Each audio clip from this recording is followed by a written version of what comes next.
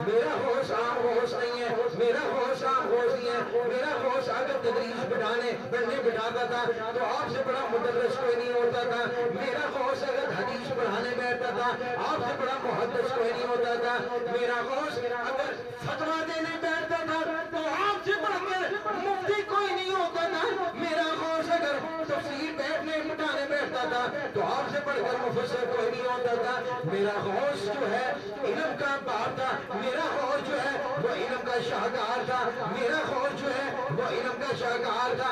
آپ جب بٹھان بیٹھتے تھے 70,000 کا مجمع ہوتا ہے، کتنا 70,000 کا مجمع ہوتا تھا، 70,000 کا مجمع ہوتا تھا۔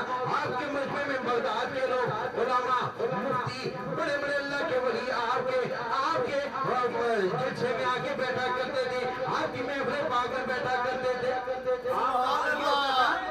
آپ کا حال یہ ہوتا تھا کہ آپ جب تقریر کرتے تھے نا، تقریر کے دوران 70 تاریخ میں آتا ہے 70 لوگوں کے جنازے اٹھتے ہیں۔ وجہ یہ ہوتی تھی کہ جب آپ فرماتے تھے میں اب کال سے حال کی طرف جا رہا ہوں، لوگ گریبان پھاڑ لیتے تھے، آپ اللہ تعالیٰ کی اتنی محبت دیتے تھے، اتنی محبت دیتے تھے، اتنی محبت دیتے تھے کہ وہ جو انسان ہے اس کو آنکھوں سے پردے اٹھنے شروع ہو جاتے تھے۔ اب آپ مجھے بتاؤ کہ یہ قربت ہی ہے نا کہ آپ کے پاس آ کے کئی لوگ اللہ کے ولی بن جاتے تھے، اور اللہ کے ولی کیوں نہ بنتے؟ اس سے بڑا کون ولی ہو سکتا ہے؟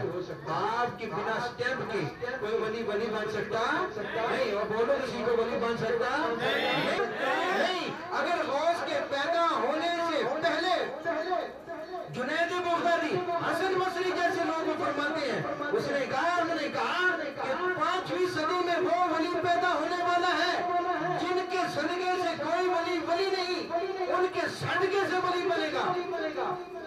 تو آج بھی ایسے ہی ہے، ان کے بنا سٹیمپ کے کوئی ولی بن سکتا نہیں۔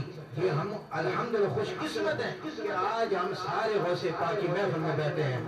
آخری بار پھر اس کے بعد محفل ختم کرے، خدا کے منظور سے ہم پر ایسا